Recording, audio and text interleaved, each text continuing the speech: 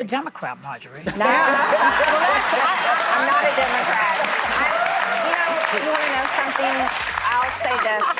I think both parties have failed.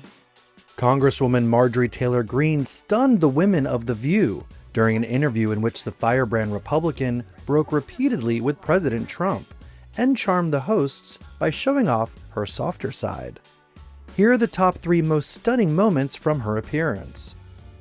Number 3, ripping weak Republican men.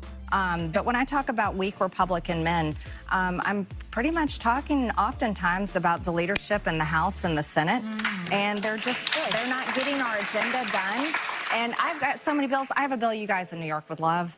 It would end capital gains taxes on the sale of your primary home. So if you've owned a house for a long time, We used to have that. we need it back. Yeah. But I can't even get it to the floor for a vote without Mike Johnson approving it to come to the floor. MTG didn't hold back from calling out the Republican leadership during her appearance and slammed House Speaker Mike Johnson specifically for what she deemed a failure on health care. Practically, I yelled at Mike Johnson last week on our GOP conference call. By the way, I'm missing the call today. It's going on right now. And I hope that Mike Johnson is finally giving a single health care policy because the country deserves it.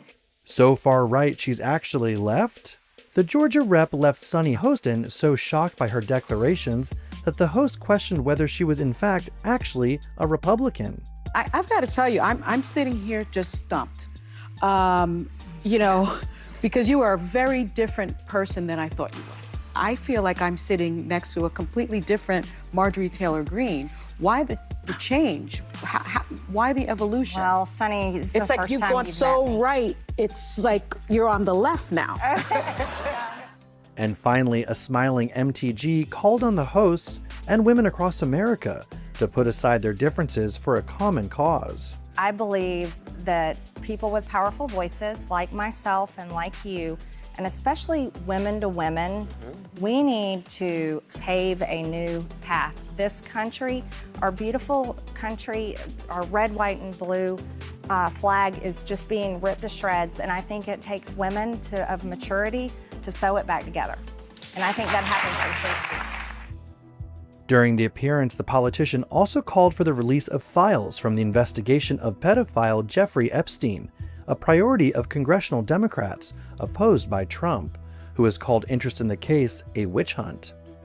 It seems like very rich and powerful men are being protected, she charged, and I will sign anybody's resolution and I'll get on board with anyone's wish to release those files, because this is about women, especially when they were teenagers, were victims of rape and sexual abuse by Jeffrey Epstein.